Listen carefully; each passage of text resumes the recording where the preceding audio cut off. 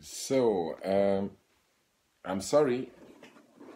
Some people were signaling and we got interrupted. So let's try to build again and we get our brother back. Let me see if I can get him directly. Okay, I'll try to get him directly.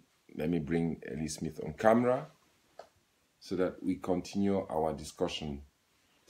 Many people, the information has to be here so that people can at any time when they are disposable. So Elie, so thank you for coming back. You know, these people have been doing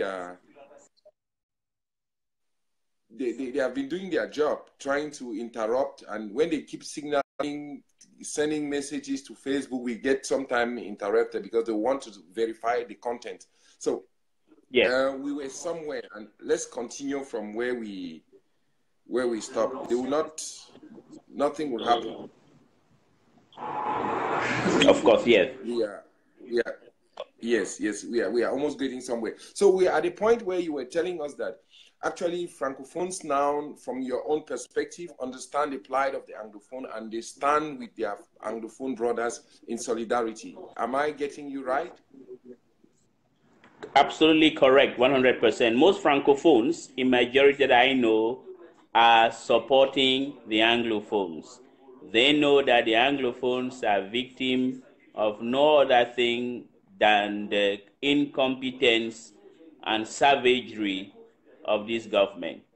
And they too are by default victims of what is going on. So they are supporting the Anglophones. So Anglophones should know that they are not alone.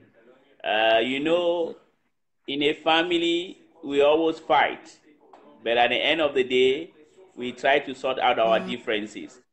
I know people are angry, the Anglophones are angry because of the perpetual and regular. But in any argument, we need to be honest and speak the truth. The Francophones are supporting the Anglophones. There's no doubt about that. Okay, so if we go on that on that analysis that Francophones are supporting the Anglophones, what are the dangers that Mr. Biya's government and some members of his government are facing, even with or without Mr. Biya? Because I had meetings with people from several quarters, and I got that information that the International Court of Justice was actually collecting data as regards Cameroon. What is your own appreciation of that situation? Okay, the danger the government is under, and the ICC is taking down data of the human rights violation that is going on. And those, I can assure you that those gross, monumental human rights violations won't go unpunished. The perpetrators are known and they will be punished. So I think that is what the government of Cameroon faces now as a lethal threat to both of them, to them all. So they should try hard to try to improve the situation. The ball is in their court. So, so are you trying to say that Mr. Biya now is trying to create some kind of digression or distraction by arresting the people whom he fabricated? Because there is this famous phrase, nous sommes les créatures de Monsieur Biya. And just relate that with what the drama about the arrest of ministers and all that stuff. Ma fille, bonne nuit. Okay, yes, that is a kind of degradation. I'm sorry, I'm talking to my nieces. Okay, bonne nuit. It's just a degradation that the regime is creating. Because if you want to fight against corruption, there should not be sacred cows. We know very well that there are many filthy, corrupt people within the government of Biya who have never been arrested or who have never even been threatened simply because they are loyal to the regime. If you look at it very well, most of those who have been arrested are almost always people that after investigation, they are either a threat to the regime or they have been suspected of trying to have an ambition to succeed the president. It is never a holistic fight against corruption.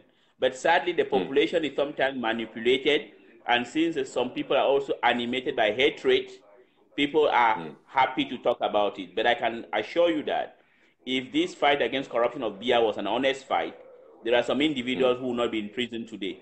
But it is not honest, it is not genuine. What has recently happened is just a kind of distraction to the real problem that Cameroon is confronting, which might lead to the breakup of Cameroon in the future. And that Paul Biya is diverting from it. He is responsible for what is going on in Cameroon today. He is responsible. And sadly, I wrote an article, I think in 2002 or 2003 or 2004, I was still in Paris, whereby I predicted that Biya is going to preside over the disintegration of Cameroon. It was just a joke. I was trying to compare him with Mobutu Sese Seko. But sadly, under my watchful eyes, I'm watching it unfold. So it's a pity that a nice country like Cameroon is going to end up becoming second Somalia, second Ethiopia, or second Sudan. So, but you and I know very well that, brother Elie, that you don't stand, you don't support the partition of Cameroon. You understand the Anglophones' plight. You understand the frustrations, just like as I do. You don't support the Anglophones' plight. Do you see any chance that an Anglophone could become a president? And if that is the case, shouldn't the Anglophone present a united front that they have Anglophone candidates? What is your take on that? My take on that, first of all, I am not in support of partition of Cameroon, simply because I know there is a conflict between sovereignty and self-determination. People who want the independence of Cameroon have their rights because it is enshrined in the Charter of the African Union and also the United Nations, the right to self-determination. There is always this conflict between self-determination and sovereignty. Now, Anglophones have their right to seek for self-determination, but the geopolitical situation of the world, please keep sharing Africa and liking, today, keep liking so that we don't get this interruption. Yes, the geopolitical situation of the world today, of Africa, of the sub-region, I'm sorry, is not in favor of another new state. I'm not saying that it is not possible, but I'm being objective. I know some people will be angry. I am not a merchant of illusion. I want to say the truth. What we can have, which is ours, is a return to a two-state federation where it was possible. That is possible. But as things stand, it is not possible for us to have a sovereign nation. I'm sorry about it, and I will not support any person. I will not lie to the people. I'm not a liar. I will not lie to the people. But what I am standing for is that I hate human rights violations. What is happening in West Cameroon today, people going to burn people's houses, that is something unacceptable that we have to denounce. Is it possible to have an Anglophone candidate? Yes. Most Francophones think that the solution to Cameroon's current problem is for an Anglophone candidate or an Anglophone to become president of the Republic, which means that if Anglophone candidates that we have today really want that opportunity, which Fronde had in 1992, but that France scuttled it because France are the ones who refused John Fronde to become president of the Republic. It is not Cameroonians. Cameroonians voted for John Fronde. It is an opportunity right now for people to, you have Pakeremuna, you have Joshua O.C., to look for a common ground, and Francophones are going to support them. I think because I know some people will get angry because I said there is no possibility of partitioning. People don't need to lie to ordinary people. We are losing a lot. They are killing us every day. They are massacring us. What we can have, honestly speaking, what is possible on the table, that if we continue mounting the pressure we are mounting, is a return to two-state federation. That is possible. I know people are angry, but sometimes you need to tell people the truth. And the Anglophone candidates need to be clear with their population that it is federation that is a key to success or stability of this country. If there is no federation, there's not going to be peace, and there I can assure you, partition will be an option. Okay, yes, I get that point, and I don't want to insist on that because I'm a federalist. I want to get it from an independent voice. I don't want to articulate on that because they will say I'm pushing my political agenda or because I'm a political activist. But I want to get it from somebody who is credible in the eyes of everybody. And I know I have been following you. Many people are watching you. You have been on air and all that stuff. So this is what I like about you. That's I don't call people. I'm not a prophet of doom. If you give me an independence on the platter of gold, I will take it. But what is the cost? So there is a difference between what you want and what is feasible. I think. Do we agree on that? Yes, we agree on that. I know people are getting. I have had a lot of flaming rows with people when I tell them that, listen, we should be realistic here. I understand the art of politicking is also art of lying and manipulation, but here we are playing with the lives of people.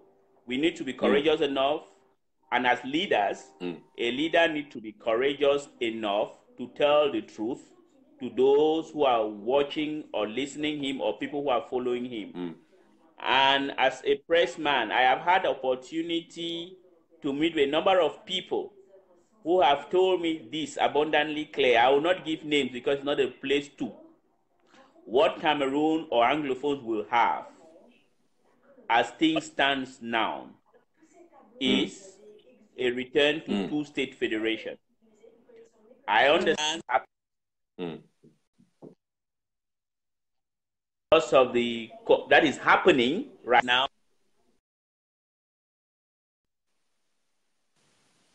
Oh, these people are not serious. These people are not serious. They keep signaling. Oh, what is this?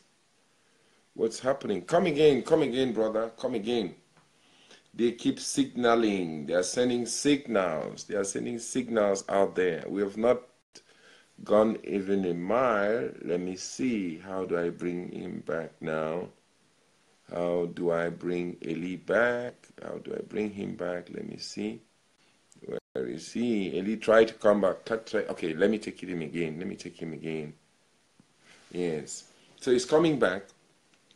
You should bear with me because the connections in Cameroon are not the best, but we'll have to work with the means we have at our disposal for now.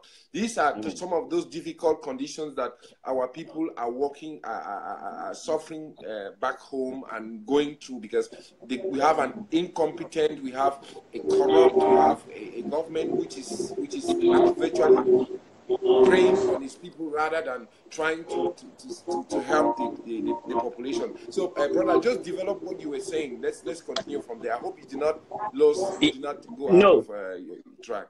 Yeah, I want to make this point clear. I understand there's somebody with us who says that Sudan got divided. I've not said no. Sudan got divided. Ethiopia, Somalia, even though Somaliland is not yet recognized. What I have said is this. I understand killing Anglophones. The massacre and humiliation is ongoing. I'm not refusing. But I've said this because everybody has his my own point of view.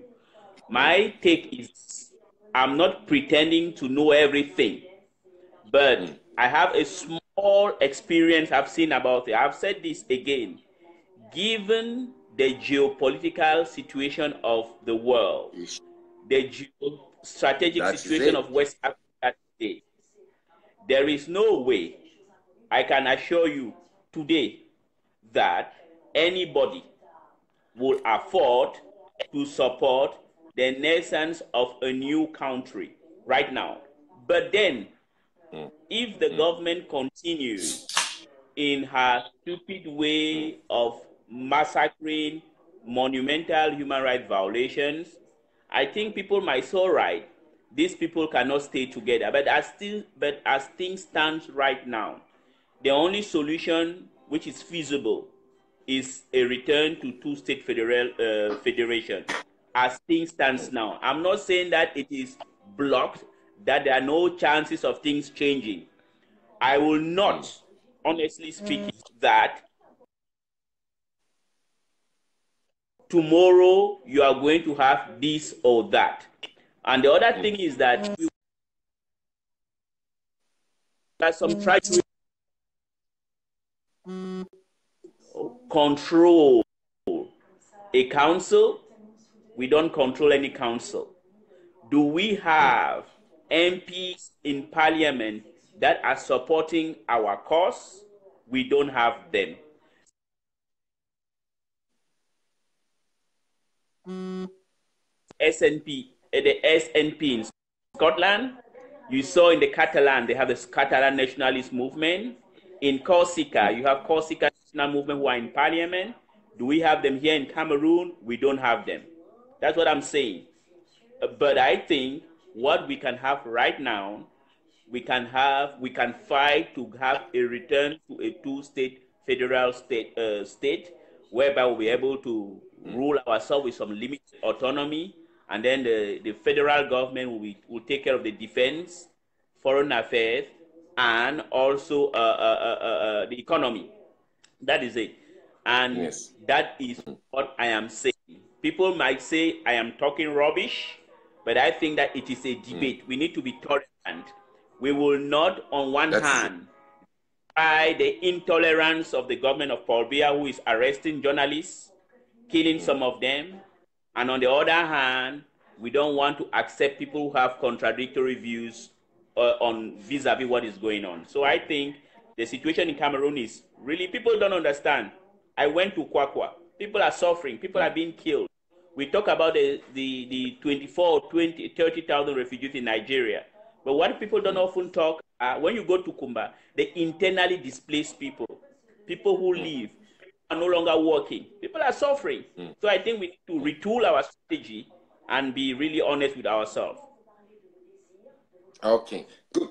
That one is very. I like when you give that field experience, what you have witnessed on the field. So, what do you think that the Francophones have a role? Our Francophones brother have a role to play in getting Cameroon united, but not according to Mr. Biya's school of thought. Of course, they have a role to play. But you need to understand that what is killing all of us, both the Anglophones and the Francophones, is that we have not studied each other enough to understand. The Francophones have lived under violent dictatorial regime for so long. Unlike the Anglophones, who have a system that was open, they can express themselves openly, even journalistically. Look at the way I handle things. Some of my colleagues don't. They have even written articles on me that I am a pro-secessionist, I'm the face of secessionism, I am a terrorist, and I am not a terrorist. I'm not a secessionist. I am a journalist. I report accurately on what is going on. But I think Francophones can do something. Francophones can try. We need to also understand them, to understand their history, to understand that the Francophones have not had this history of freedom, and we Anglophones have had it. So we have this divine, I may say, the divine objective or divine mission to send a hand to our Francophone brothers to understand that this country belongs to all of us. We have a system that we inherited, two countries united, and they have to respect it. That is it. So we have to understand that.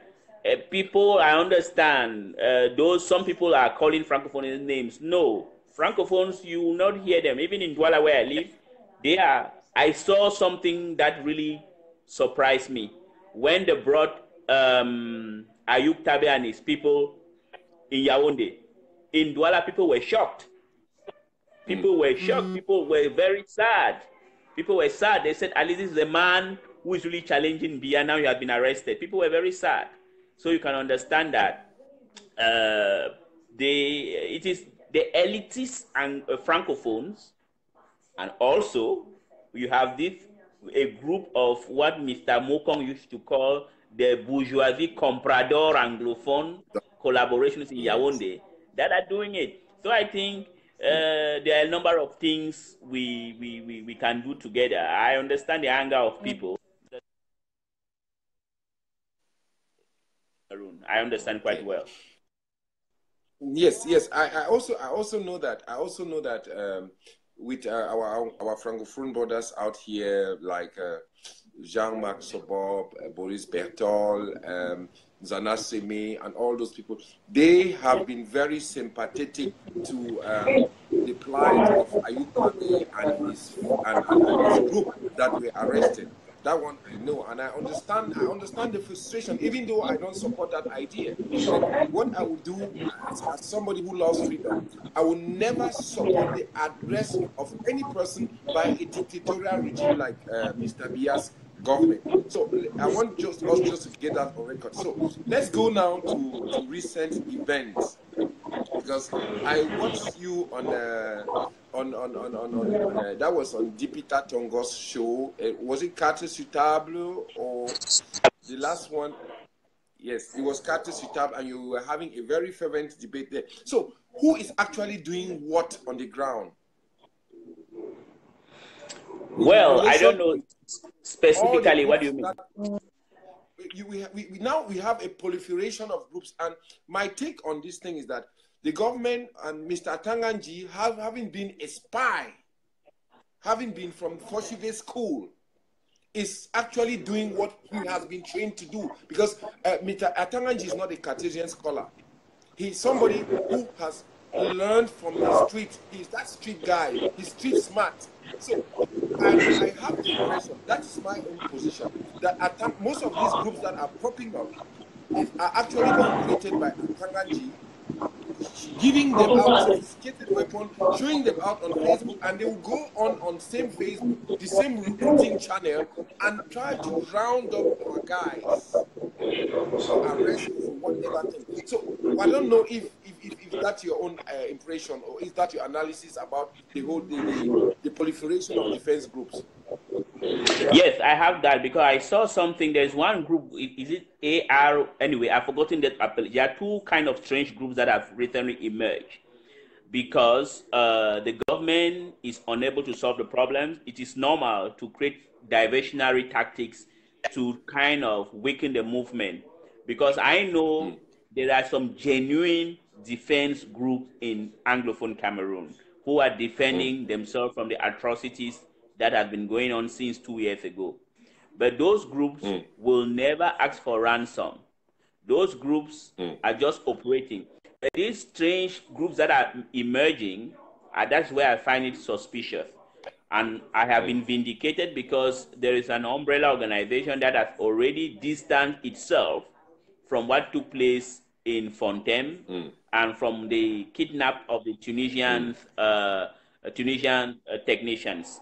So it is normal for the government, although it's not good. I know the government is trying to manipulate, but that is very bad on the part of the government, because they are playing there with fire. Because no right-thinking Anglophone will want to do what they want.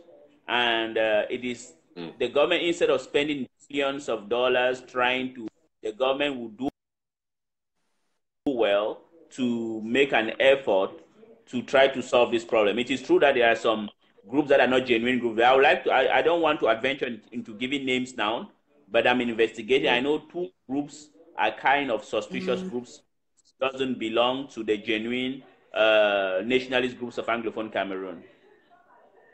Okay, good. Because I got, you know, what I do is that I try to read the fingerprints of Mr. Biya's government, because during our days in the university, we were infiltrated. I actually know somebody like Atiba Yene. He was heading the Auto Defense, even though he became what he became, and today he's a national hero. I feel may his soul rest in peace. I know what this guy have done for the government, just for the same government to devour him as they are doing with the same ministers that have served that government. So there is a paradox in the air. Everybody is guilty, but Mr. Biya is the saint. I don't know if you have something to say about that. Well, that's how all dictatorship are. If you look at all the dictators around the world, they always claim that others are bad and they are saints. And that's the same thing that's happening in Cameroon. That's the reason why I've always said, even I said on Cat sur Table the other day, that a man who is responsible for the chaos going on in Cameroon is called Paul Biya. Because you remember, I think in 1978 or 1979, he headed a commission to study what was going on. He mastered the situation very, very well. Why is he not solving it? I don't know. And I said on the Peter's program that the first secessionist in Cameroon is called Paul Biya, because he is the one who came in 1982 and decided to tamper with the name of the country, and in just by the stroke of a pen reverted to pre-1961. So if they are arresting people today, he should be arrested as well, because he is responsible for all what is going on. But you know, I also have inside information that the ICC is hovering. It's Mr. Biya. That and there are information that in the next days we might not see Mr. Biya in the Western world anymore.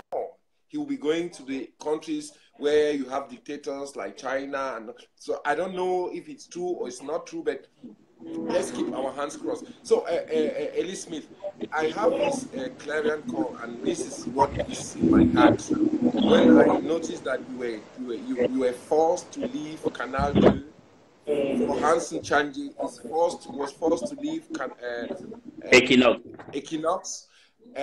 Mimi Mefo, I don't know for how long she's going to be there. How can this happen, and what can those of us in the diaspora do to make sure that people like you should be sustained? Because I personally, I'll do my own, and I want to. This is my own clarion call, because I have said it, and I always say it. I would. Somebody like you, somebody like Hansen Chanji, somebody like Mimi Mefo, somebody, all these other journalists, those are our foot soldiers, because any honest journalist in Cameroon, not those paid journalists, those are our foot soldiers. And I know that you people have a very, very difficult time. So how can the diaspora get real information, and how can I help? How can I come in? Because I know you people are very humble people. You will not say certain things, but I want to take it on my own self and tell the people how can come in. I'll put up. I know what it is. Please. What a diaspora can do is that if we want change in Cameroon, if we want people to report accurately on the atrocities that are taking place in West Cameroon as we speak, they need to help journalists to be able to go on the field to report accurately, other than peddling lies and cheap, gross, malevolent propaganda. That's the only thing we need. We need people to help us to be able to give you accurate that. In order for things to change, it is important to report it accurately. On the other hand, you guys in the diaspora are wise enough to understand the situation under which we are working. People like Hans, that I admire very much, who is running a news agency. So, or Mimi Mefo, who is still at Equinox, but who is a very courageous woman, journalist. So we need to help, because in this fight need also gender balance. We need to encourage women who are in objective, professional, impartial journalism. The fact that one is professional, objective, doesn't mean in any way that he or she is neutral. As far as I'm concerned, I'm objective, but I'm not neutral. I am a human being. I went to Kwakwa. I recently went to Bole and I saw the atrocities there. It is really difficult. When you are in Kumba, you see those who are internally displaced. But what we will need is for you guys to support professional, objective journalism, for people to be able to go on the field and report back to you guys objectively. Okay. Yes. I got this word I just got from you, that objectivity is not neutrality. Yes. That one, I'll take that one home tonight, and I'm happy that we are on Facebook and it will stay there for posterity and for the records. So before we conclude now, do you see any iota of chance that an Anglophone can lead Cameroon in the nearest future? Yes, if the elections are free and fair, an Anglophone can be elected or lead Cameroon in the future.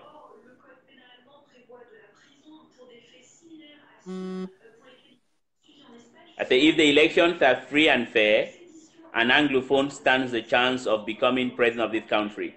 Frundi did it in 1992, wait for the obstruction of France. Frundi would have been the first Anglophone president to rule Cameroon. So it is possible. Francophones are not against us. Francophones want change. Yes, I would come in from a political perspective, because actually Francophones, they send their children to the Anglophone regions to go for school, for university, and all that and stuff like that. So that only tells us the sentiments that Francophones have for the Anglophone system. I don't know if I'm correct. Yes, Francophones now are really in love with the Anglophone system of education. They have discovered that when you leave Francophone Cameroon and you are just on the air, French ends there. Even in France, don't you see that Emmanuel Macron, he speaks both French and English? He doesn't focalize himself in speaking only French. He speaks English. So why is it that we will always be focusing on speaking a language that is not popular? So the Francophones have understood that pretty well. That's the reason why when you go to schools in the northwest and south of the region, it has been flooded by Francophones who want their children to have the Anglo-Saxon education. Okay, Brother Elie Smith, I don't want to take much of your time. It is almost, I think it is 23 o'clock here. I want to thank you for the time, but what I would do now, and this is my clarion call, please, we need to fund our foot soldiers, our journalists. We need to do something for them. Please, everybody who is watching me, don't give any money to Paddy Asanga. Just contact me, or you go on Elie Smith's page.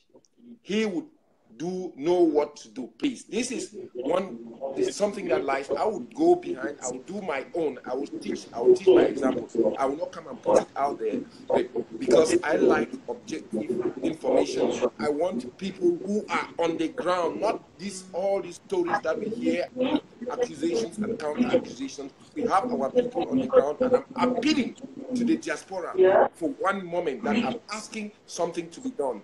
Just like I ask people to go and fund the victims of the Zakiri cyclone. I'm calling on our boys and our brothers and sisters in the diaspora to look at the case of our journalists. They will not get jobs in any major outlet that in Cameroon. They will not, because as you people heard, objectivity is not neutrality, and because of their non-neutrality, the marginalization kicks in.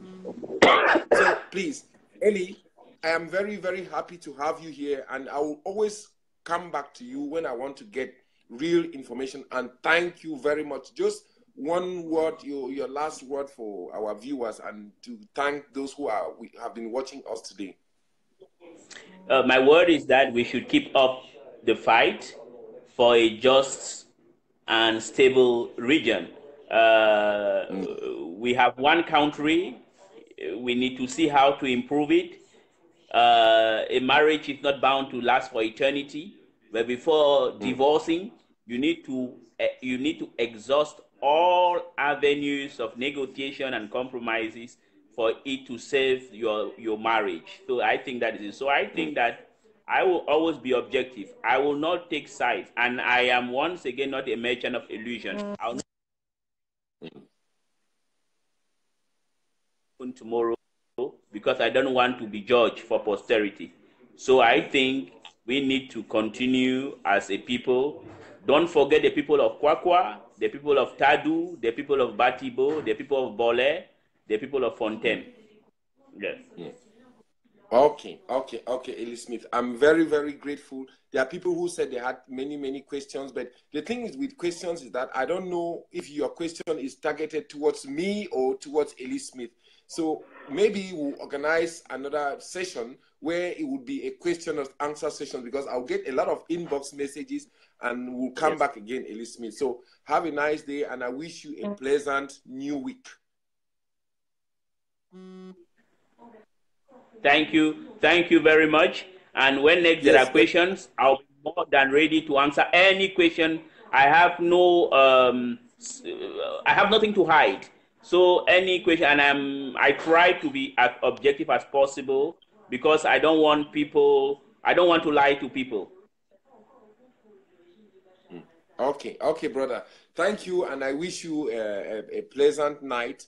We'll be talking some other time. We'll arrange a debate where I can see Malaika is trying. She actually has some questions. There are many people who have questions. So we'll send all those your questions inbox so that we prepare a program where if the question is directed towards me or towards Elie, we are going to answer you people from different perspectives. Because I, as somebody in the diaspora, I am too weak. I'm too weak because those who are on the field, those boys who are resisting because they have been pushed to the wall, journalists who are losing their job, as we see Elie Smith, he had a very good, brilliant program, watched all over the world. They start that program on air, and Minimefo, we don't know for how long she's going to be there. I've already heard that she's gotten some threats. I don't want to say where I got those information. For Hansi Chanje is a young journalist who's still trying to get his feet. But these are people who are objective journalists, but they are not neutral. That is to say that they feel the way all of us feel. So, bro, Elie, I'll keep on pushing, and I'll make sure that our people should do something for those of you, our foot soldiers. For me, you are part of the foot soldiers. I am just a follower and a consumer of what you people do. Thank you, brother. Thank you very much indeed. Thank you for having me. Yes. Thank you very much. Thank you. Yes. Yes, bro. Okay. So, my sisters, I think it is done for today with Elie Smith. If you have your questions, please, when we get as much questions as we can, we would get into we'll program another panel, another discussion where all those questions will be asked. So do best to send your questions inbox. I will not respond to any insults. I am happy that I had this debate with Elie Smith, and the next time I would announce to you the next person who will be coming on my panel. I'll get people, and I'll also get one of a prominent secessionist brother to come and talk with me, because I have told you people that I know most of our brothers and sisters of the other camp. We have been together for years, but the difference is that they think that we should separate, and I think that we should stay together. And for that, we don't need to fight ourselves. The enemy is in Yaoundé. They are seated in a 2G. So please, we have to conclude today, and I wish everybody a pleasant night and happy new week. Bye-bye.